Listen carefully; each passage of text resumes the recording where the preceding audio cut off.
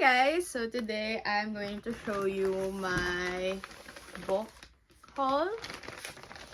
So bumili ako ng books last week. And yeah, bumili ako 2 books. Well, actually marami pa akong books. Pagpasensyaan nyo na yung pusa sa likod. Ang ingay.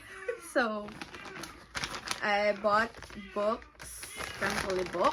And as well, I'm gonna show you guys my TBR. I wanna say for this year, but these books have been sitting on my shelf for so long, and I think it's time na parang basahin na sila. So I'm making this video to show the books that I still haven't gotten around to reading just yet. Let's open. So excited. Regalo ko to sa sarili ko kasi pa-advance. Kasi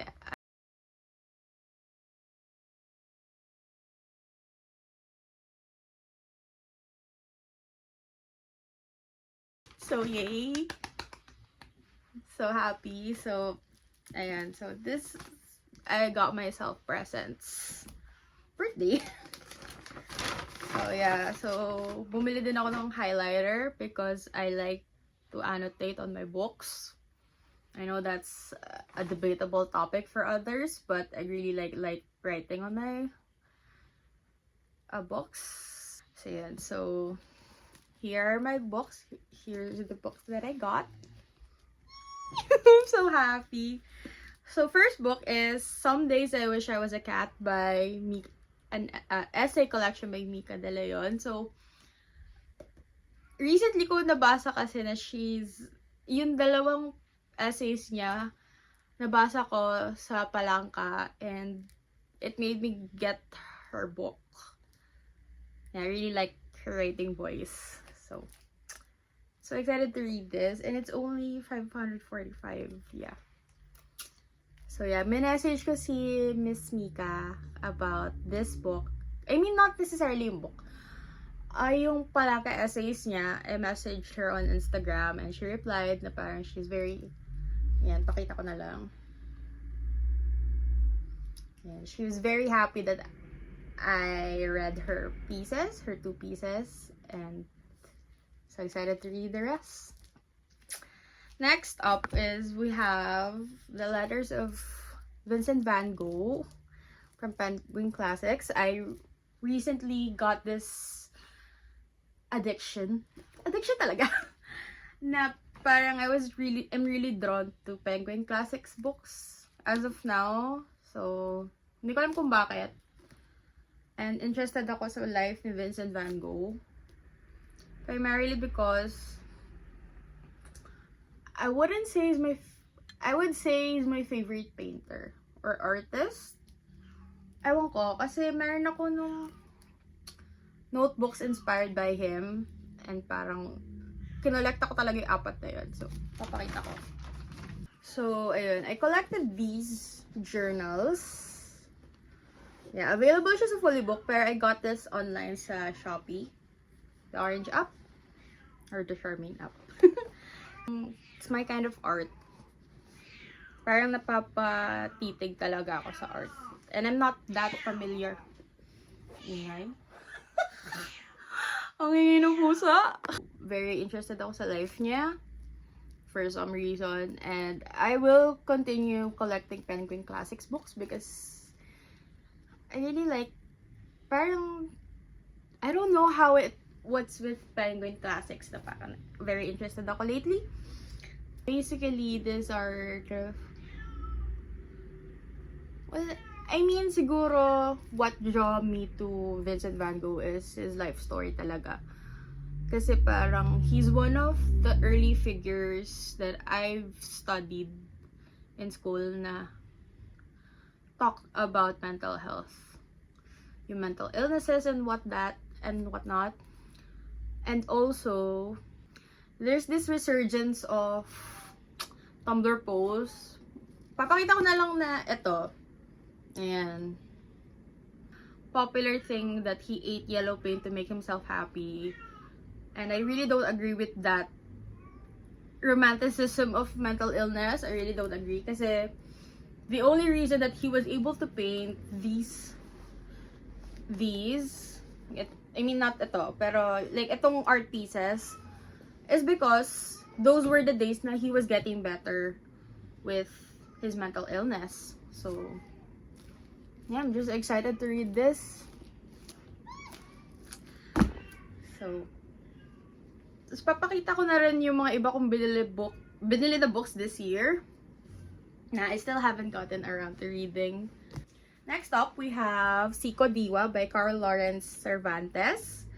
So, very interested kasi ako with Filipino psychology, and I've been following his writings, particularly on Substack, and he talks about the psyche ng Filipino kasi from what we know kasi of psychology is very Western, very individualistic kasi yung perspective ng psychology from the West. And concept natin of identity is shared rather than very communal siya as opposed to individual.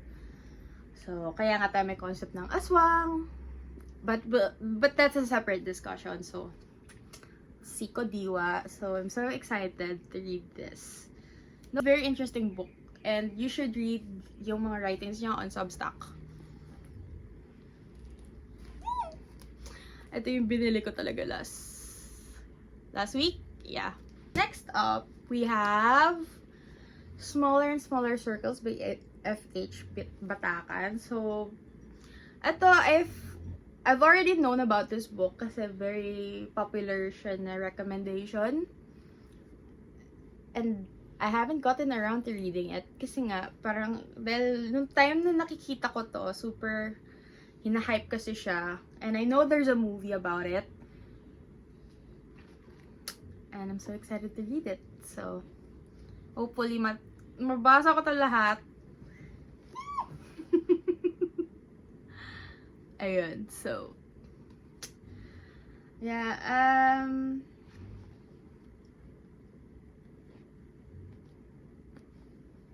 with the concept kasi ng Smaller and Smaller Circles, it's about two Jesuit priest, tapos crime novel siya. So, very interesting read. And this is actually not the kind of books I read. Yeah, I'm so excited to read this. Shot kayo kada sinasabi ko na I'm so excited to read this. But I'm so excited to read this. This is Circe by Madeline Miller. I know I'm so late to the game. Guys, I was in a bad place nung very hype pa to. But deserve siyang basahin. So, Circe. So, this is basically Madeline Miller's take on Circe, the very villainized witch sa Greek tales. And the reason why I bought this, or I was inclined to read this in the first place, is because nirecommend siya ng friend ko, si Claire, if you're watching. Nirecommend niya to sa akin kasi parang ang sabi niya is, this book reminds her of me for reasons. Parang, I mean, I get it. So, thank you, Claire. Meron akong bagong binili. And, ayan, so, na-excite ako. Okay. Next one is Emily Bronte's Wuthering Heights. So, I got this early this year. Hindi ko alam kung bakit. Guys, late kasi ako magbasa ng classics, okay? So, backstory lang. Yung Wuthering Heights, hindi ko pa nababasa itong original story. But I've watched enough interpretations or adaptations of this book na parang super familiar niya na sa akin. Kasi, mahilig ako manood ng teleseries. Mahilig ako manood ng Filipino films, kahit hindi ko panahon. And, when I first encountered yung kwento ng Wuthering Heights is through Hihintayin Kita sa Langit. If you guys don't know yung 1991 film starring Richard Gomez and Don Zulueta. So, in that story kasi, hindi naman direct adaptation ng Wuthering Heights, but very inspired ng Wuthering Heights. So, pero take niya is on a very, what do you call this? Very Filipino yung concept ng Wuthering Heights doon. So, yun yung first kong alam ng concept ng Wuthering Heights. Tapos marami na rin atang Filipino adaptations of that same concept. Parang ito. Nag-resurgence yan kasi nung, di ba, lumabas yung movie, recent adaptation, and I haven't gotten around to watching that, but I've heard the reviews, and hindi tuloy ako ganun ka-inclined panoorin yung adaptation for reasons, pero siguro babasahin ko muna to before I get to that. Kasi, guys, I don't mind spoilers, by the way. Alam ko na yung mangyayari dito. And I'm just reading it for the writing. Kasi, simulan ko na yung chapter 1. And parang kailangan ko ng, I need to take time with this book.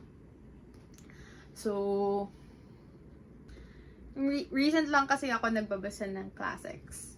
And I'm excited for my journey kasi wala lang. Kasi hindi ko pa nababasa yung what is deemed literature. So, let's see.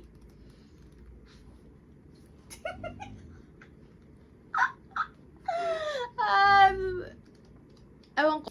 Why I was inclined to read this also is if napanood nyo yung We Were Liars or nabasa nyo yung We Were Liars na TV series or nabasa nyo yung book version, very highlighted kasi yung story ng Wuthering Heights doon for reasons. And kaya ako nagtaka bakit ganun yung casting nung sa recent adaptation.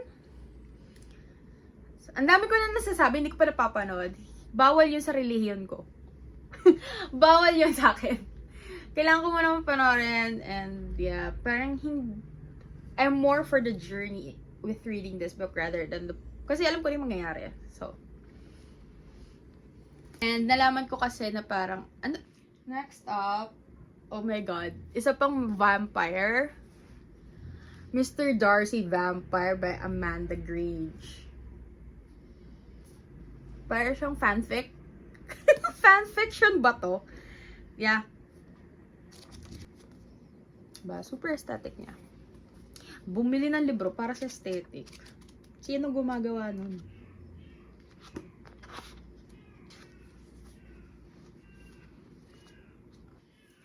And this is the next one. It's Dracula by Bram Stoker. If you guys don't know this by now, grabe naman kayo. Para naman kayong ako.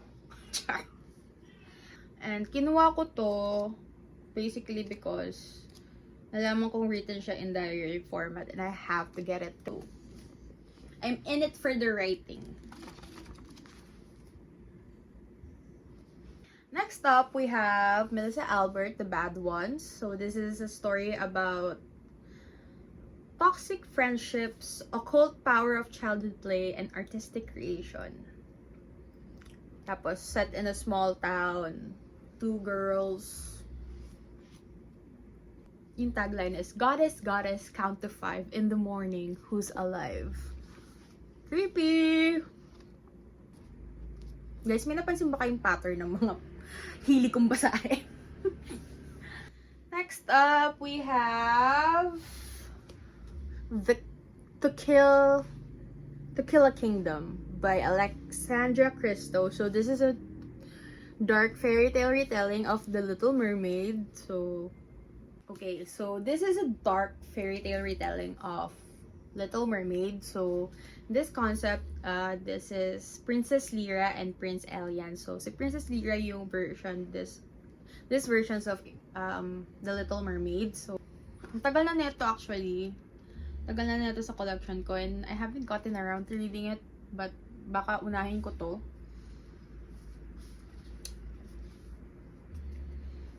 As The Little Mermaid myself. Yun. And lastly, we have Rebecca by Daphne du Maurier. Yeah. I got with the Netflix cover. Hindi ko alam kung bakit ko to naisipang bilhin. Sale kasi. Yun lang. Alam ko na. Alam ko na kung ba't ko to binili. Like, even in this cover. I'm so excited! Oh, diba? So, that concludes ang TBR list ko for this year. So far, ito yung mga hindi ko pa talaga nababasa. Alongside yung reward ko sa sarili ko. And yeah. So, I will film more bookish content for you guys. And I really like talking about books. Kasi kita nyo naman yung ngiti ko nung na-explain ko siya. Ang goal ko na lang is to read as much from my TBR. And so far, ito yung TBR ko sa collection. Yung